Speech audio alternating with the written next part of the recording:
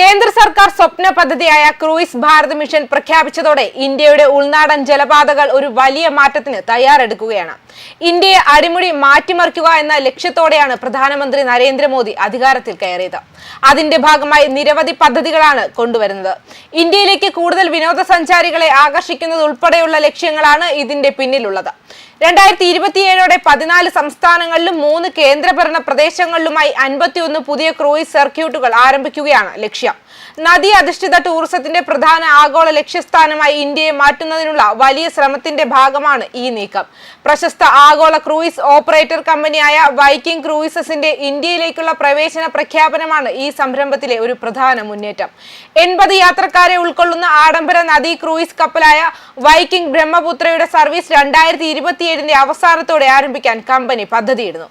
കൊൽക്കത്തയിലെ Hooghly Cochin shipyard limited തദ്ദേശീയമായി നിർമ്മിക്കുന്ന ഈ കപ്പൽ ആസമിലെ ബ്രഹ്മപുത്ര നദിയിലൂടെ കടന്നുപോകുന്ന ദേശീയ ജലപാത 2 സർവീസ് നടത്തും. ഇന്ത്യയുടെ വളർന്നുവരുന്ന നദി ക്രൂയിസ് മേഖലയിൽ വിദേശ നിക്ഷേപകർക്കുള്ള ശക്തമായ വിശ്വാസത്തിന്റെ സൂചനയാണ് ഈ പ്രഖ്യാപനത്തെ കാണുന്നത്.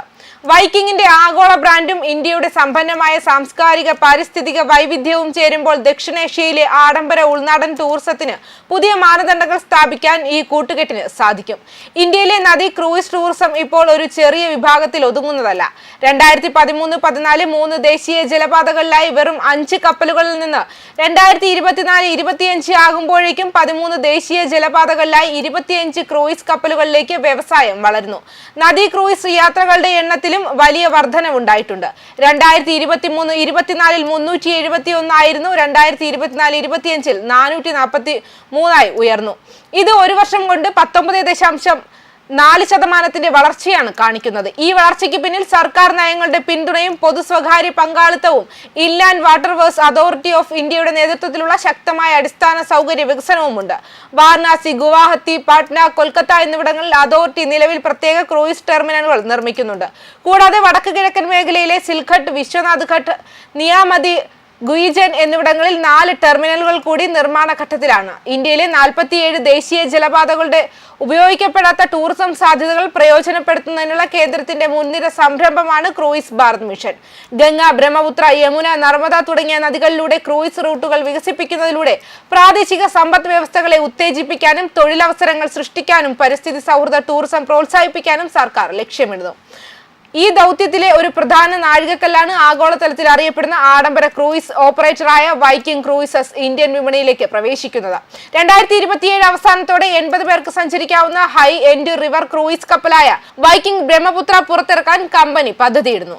കൊൽക്കത്തയിലെ ഹൂഗ്ലി കൊച്ചിൻ ഷിപ്പ്യാർഡ് ലിമിറ്റഡ് തദ്ദേശീയമായി നിർമ്മിച്ച ഈ കപ്പൽ അസമിലെ ഗംഭീരമായ ബ്രഹ്മപുത്ര നദിയിലൂടെ സഞ്ചരിക്കുന്ന ദേശീയ ജലപാത 2 പ്രവർത്തിക്കും.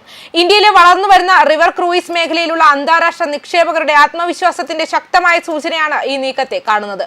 കഴിഞ്ഞ ദശകത്തിൽ ഈ മേഖല അതിവേഗ വളർച്ച കൈവരിച്ചു. 2013-14 3 ദേശീയ ജലപാതകളിലായി വെറും 5 ക്രൂയിസ് കപ്പലുകൾ മാത്രമേ പ്രവർത്തിച്ചിരുന്നുള്ളൂ.